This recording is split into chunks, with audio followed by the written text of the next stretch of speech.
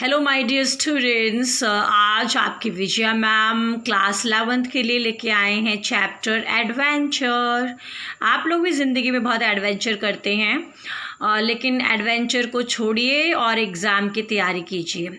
चलिए हम short question answer से स्टार्ट करते हैं। पहला क्वेश्चन है, गायटोंडे कौन है? प्रोफेसर गायटोंडे जो हैं, प्रोफेसर गंगाधर पंत गायटोंडे इनका पूरा नाम है। ये एक हिस्ट्री के प्रोफेसर हैं। और जो गायटोंडे हैं वो लाइब्रेरी क्यों जाना चाहते हैं?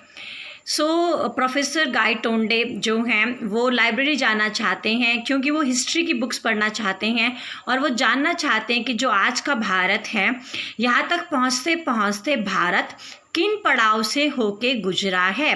ब्राउज का मतलब होता है डिटेल में पढ़ना। नाउ गायटोंडे जो हैं, जब वो जीजा माता एक्सप्रेस में बैठे हुए थे तो वो किससे मिले? तो गायटोंडे साहब जो हैं, प्रोफेसर साहब हैं, ये मिले थे खान साहिब से। और इनको ऐसा क्यों लगा कि ये ब्रिटिश टेरिटरी में हैं? इनको ऐसी कौन सी बात देखने को मिली जिससे इनसे पता चला कि ये ब्रिटिश टेरिटरी में हैं? इन्होंने देखा कि जो रेलगाड़ी के डिब्बे थे उनमें यूनियन जैक बना हुआ था। तो यूनियन जैक जो है ये निशानी होगी ब्रिटिशर्स की। तो जहाँ पे यूनियन जैक बना हुआ, इसका मतलब ये ब्रिटिशर्स की टेरिटरी में है, ब्रिटिश वाले क्षेत्र में है। सबसे पहला शॉक प्रोफेसर गायटोंडे को क्या लगा? सबसे पहला शॉक जो उनको लगा, उन्होंने देखा कि headquarter of east India company. तो वो कह रहे हैं ईस्ट इंडिया कंपनी का हेडक्वार्टर अभी भी यहाँ पे है, और हमने तो सुना है 1857 में ये डैमेज हो गया है। हिस्ट्री की बुक्स तो यही कहती हैं। तो वो बहुत ज़्यादा हैरान थे। उसके बाद जब प्रोफेसर गायटोंडे फॉर्ब्स बिल्डिंग में गए तो वो फिर दोबारा हैरान क्यों हो गए? जब वो अंदर गए तो उन्होंने रिसेप्शनिस्ट से कहा कि मुझे विनय गायटोंडे से मिलना है, लेकिन वो बहुत ज़्यादा हैरान थे। रिसेप्शनिस्ट ने पूरी बुक्स देखा, टेलीफोन डायरेक्टरीज वगैरह देखी, लेकिन विनय गायटोंडे नाम का कोई भी व्यक्ति वहाँ पर नहीं था। ये विनय गायटोंडे, ये जो हमारे प्रोफेसर गायटोंडे हैं, यही हैं। ये अपने आप को वहाँ पे ढूंढ रहे हैं कि भाई मैं यहाँ पर हूँ कि नहीं, लेकिन ये तो वहाँ पर नहीं है क्योंकि ये इमेजिनरी वर्ल्ड है। तो यहाँ पर गायटोंडे कैसे मिलेगा? नाउ जो प्रोफेसर गायटोंडे हैं, ये एशियाटिक सोसाइटी लाइब्रेरी में क्यों गए? क्योंकि वो ये हिस्ट्री जो है, इतिहास की जो पहेली है, उसको बुझाना चाहते हैं, उसको जानना चाहते हैं कि ये जो भारत जिस मुकाम पे पहुंचा है, ये कैसे पहुंचा है और किस किस पड़ाव से होके भारत आज जो इसकी दशा है ये ऐसे हुई है। तो हिस्ट्री का वही रहस्य सुलझाना चाहते हैं। उसके बाद किस वॉल्यूम से, किस बुक से जो इतिहास है उसका रुख बदला? 5th volume. और ये जो 5th वॉल्यूम है ये इसकी खुद की बुक है। जो 5th वॉल्यूम है ये उनका खुद का ही बुक है, प्रोफेसर गायटोंडे की खुद की किताब है। और ये जो पानीपत का लड़ाई थी, इसका क्या रिज़ल्ट निकला? पानीपत की जो लड़ाई है उसमें हकीकत में तो जो पेशवाज होते हैं, मराठास होते हैं, वो हार जाते हैं। लेकिन गायटोंडे के हिसाब से गायटोंडे को यहाँ पे उसको ये देखने को मिला कि पानीपत की लड़ाई में भाऊ साहब और विश्वासराव जीत चुके हैं और अब इनका जो पॉलिटिकल पावर है ये बहुत ज़्यादा हो चुका है। ये जो मैं बात कर रही हूँ हकीकत की नहीं है, ये जो पैरेलल वर्ल्ड है, जो इमेजिनरी वर्ल्ड है, वहाँ पर प्रोफेसर गायटोंडे को ऐसा देखने को मिला। Where was he going? वो कहाँ जा रहे हैं? He was going to Azad Maidan to give speech on catastrophic theory. और हकीकत में भी जो प्रोफेसर गायटोंडे हैं ये आज़ाद मैदान में जा रहे थे कैटेस्ट्रॉफिक थ्योरी के ऊपर स्पीच देने के लिए। What happened there? और वहाँ पे क्या हुआ? पैरेलल वर्ल्ड में इनके साथ क्या हुआ? तो जब ये पैरेलल वर्ल्ड में थे तो वहाँ पर पैरेलल वर्ल्ड में भी ये लाइब्रेरी से बाहर आए और आज़ाद मैदान की तरफ निकले। तो जब ये आज़ाद मैदान की तरफ निकले तो वहाँ मंच पे ये गए और इन्होंने देखा कि जो मुख्य अतिथि की चेयर होती है वो खाली होती है, और वहाँ जाके वो बताने लगते हैं कि इस प्रकार मुख्य अतिथि की चेयर का खाली होना सही नहीं है। तो वहाँ जो भीड़ होती है वो प्रोफेसर गायटोंडे के ऊपर अंडे, टमाटर सब बहुत ज़ोर ज़ोर से मारती हैं और उसको मंच से नीचे खदेड़ के लेके आती हैं। तो यही वो समय है जब प्रोफेसर गायटोंडे अपने कॉमा से बाहर निकल के आते हैं। राजेंद्र प्रसाद ने गायटोंडे को क्या कहा? He said you made transition from one world to other. Rajendra Prasad जो कि एक साइंटिस्ट हैं, उन्होंने प्रोफेसर गायटोंडे को कहा कि तुमने एक दुनिया से ट्रांजिशन किया है दूसरी दुनिया के तरफ।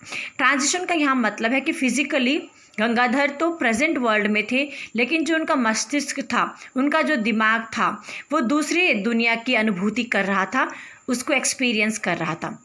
What is the cause of this transactions? और ये ट्रांजेक्शंस कब होते हैं, ऐसा क्यों होता है किसी इंसान के साथ? Transfer of electrons from one level to other on macroscopic level. जब हमारे दिमाग में जो न्यूरॉन्स होते हैं, ये एक लेवल से दूसरे लेवल पे शिफ्ट करते हैं, और वो भी मैक्रोस्कोपिक लेवल पे, मतलब बहुत बड़े अंतर पे, बहुत बड़ी छलांग इलेक्ट्रॉन्स मारते हैं, तो उस केस में फिर जो इंसान होता है वो कॉमा की स्टेज में चला जाता है और वो दूसरी दुनिया की फिर अनुभूति करता है, जो कि यहाँ पर प्रोफेसर गायटोंडे के साथ हुआ। सो स्टूडेंट्स, यहाँ पे हम टेक्सचुअल क्वेश्चन आंसर करेंगे। उसको कहा गया, गायटोंडे को कहा राजेंद्र प्रसाद ने, ना तो तुम पास्ट में ट्रैवल किया है और ना तुमने फ्यूचर में ट्रैवल किया है, तुम प्रेजेंट में ही थे लेकिन दूसरी दुनिया की अनुभूति कर रहे थे। हमें इस चीज़ को एक्सप्लेन करना है। इस ये जो स्टेटमेंट है, ये राजेंद्र देशपांडे जो कि एक साइंटिस्ट है, उन्होंने प्रोफेसर गायटोंडे को कहा। प्रोफेसर गायटोंडे को एक एक्सीडेंट हुआ था और उनका कोलिजन हुआ था, वो टकराए थे एक ट्रक के साथ। तो जिस समय वो ट्रक के साथ टकराए, उस समय वो कैटास्ट्रोफिक थ्योरी के बारे में सोच रहे थे। वो ये सोच रहे थे, वॉन्डरिंग का मतलब होता है विचार करना, वो ये विचार कर रहे थे कि जो हमारा इतिहास है, अगर उसने दूसरा रुख बदला होता, पानीपत की लड़ाई में अगर हमारे पेशवा जीत जाते और ब्रिटिशर्स हार जाते, पेशवा जीत जाते, तो फिर क्या होता?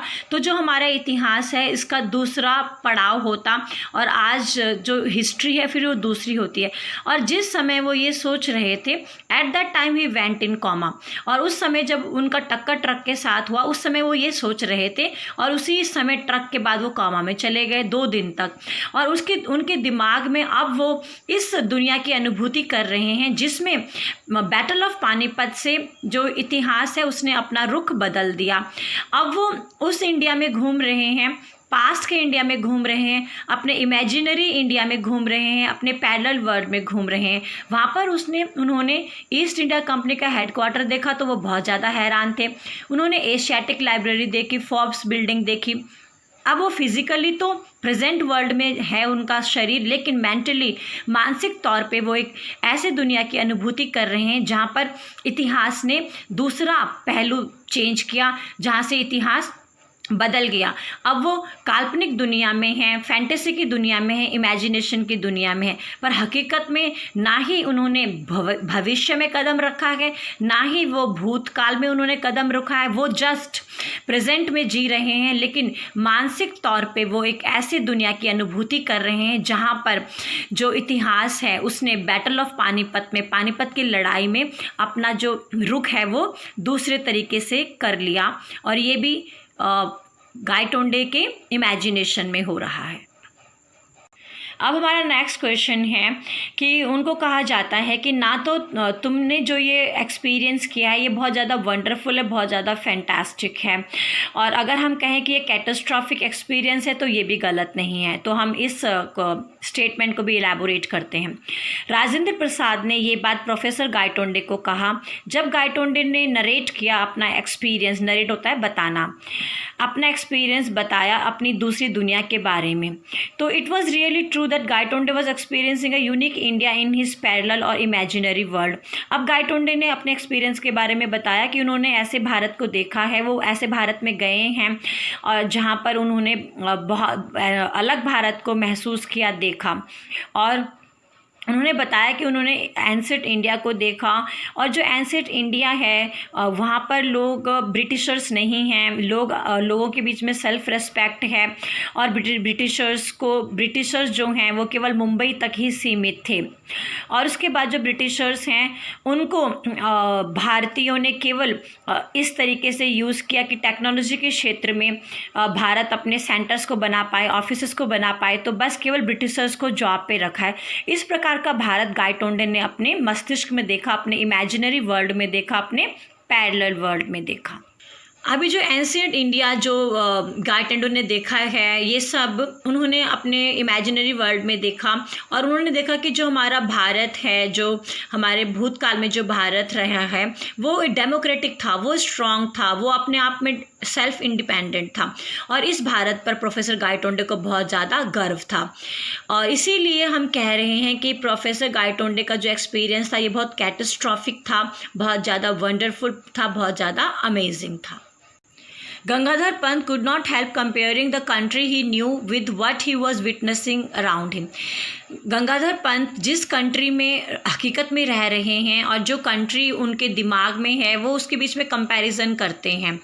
Gangadhar Pant was professor of history, वो हिस्ट्री के प्रोफेसर हैं और वो अच्छे ढंग से भारत की हिस्ट्री को जानते हैं, उसके संघर्ष को जानते हैं, आज़ादी के लिए उसके संघर्ष को जानते हैं। लेकिन एक दिन उनका एक्सीडेंट हुआ और वो कोमा में चले गए। कोमा में जाने के बाद उन्होंने एक दूसरी दुनिया की अनुभूति किया 2 दिन के लिए। ये जो दुनिया थी वो इमेजिनेशन की दुनिया थी, वो काल्पनिक दुनिया थी और वो अपने आप को रोक नहीं पाए। उन्होंने काल्पनिक दुनिया के भारत को और हकीकत की वास्तविक दुनिया के भारत को कंपेयर किया। दोनों ही दुनिया के भारत में ज़मीन आसमान का अंतर था। पैरेलल वर्ल्ड, इमेजिनरी वर्ल्ड, काल्पनिक दुनिया में जो भारत था उसको वो ब्रिटिशर्स का गुलाम नहीं था। उसमें ईस्ट इंडिया कंपनी केवल मुंबई तक सीमित थी और जो इंडिया था वो सेल्फ रिलायंट था, वो अपने ऊपर निर्भर करता था। लेकिन India in his parallel world used Britishers to strengthen their offices. जैसे मैंने आपको बताया कि जिस भारत का गायटोंडे ने अनुभव किया अपने इमेजिनेशन में, वो भारत ब्रिटिशर्स को बस अपने सेंटर्स को, ऑफिसेस को, फैक्ट्रीज़ को ठीक मजबूत करने के लिए जॉब में रखते थे। और उस इंडिया पर गायटोंडे को बहुत फ़ख्र था, बहुत ज़्यादा प्राउड था, बहुत ज़्यादा गर्व था, क्योंकि वो जो इंडिया था वो इंडिपेंडेंट था, पावरफुल था और प्रोग्रेसिव था। और ये हम बात कर रहे हैं ऐसे भारत की जो कि पैरेलल वर्ल्ड में है, जो कि इमेजिनरी वर्ल्ड में है, जो कि कल्पना की दुनिया में है।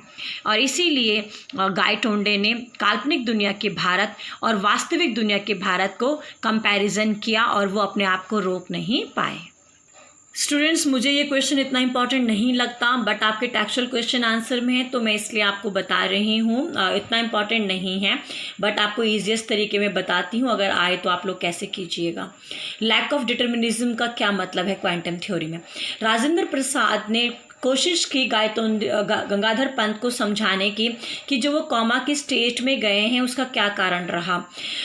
अकॉर्डिंग टू जो क्वांटम थ्योरी है, इसके अनुसार जो एटम्स हैं ये एक लेवल से दूसरे लेवल पे शिफ्ट होते रहते हैं, माइक्रोस्कोपिक लेवल पे। लेकिन यही एटम्स जब एक लेवल से दूसरे लेवल पे शिफ्ट करते हैं और वो मैक्रोस्कोपिक होता है, ध्यान से देखना, माइक्रोस्कोपिक मतलब बहुत सूक्ष्म अंतर होता है और मैक्रोस्कोपिक मतलब बहुत ज़्यादा अंतर पे, बहुत बड़े अंतर पे जब ये एटम्स एक लेवल से दूसरे लेवल पे जाते हैं तो उस केस में जो इंसान है वो कोमा की स्थिति में चला जाता है। और यही कुछ गंगाधर प्रसाद गायटोंडे के साथ हुआ। और इस बात को सुन के राजेंद्र प्रसाद जो कि एक साइंटिस्ट हैं, उनकी इस बात को सुनकर गंगाधर पंत जो है वो कन्विंस्ड हुए, वो सहमत हुए। तो इतना ही बहुत है बच्चों आपके लिए और मुझे उम्मीद है आपको समझ में आया है। हमारा नेक्स्ट क्वेश्चन कहता है कि हमें ट्रांजिशन के लिए, एक दुनिया से दूसरी दुनिया में जाने के लिए, एक मेंटल स्टेज से दूसरे मेंटल स्टेज में जाने के लिए हमें इंटरेक्शन ज़रूरी है। इंटरेक्शन मतलब कोई ना कोई ऐसी घटना होती है, कोई ना कोई ऐसी विचारधारा होती है, उस विचारधारा के तहत हम एक लेवल से दूसरे लेवल में ट्रांसफ़र करते हैं।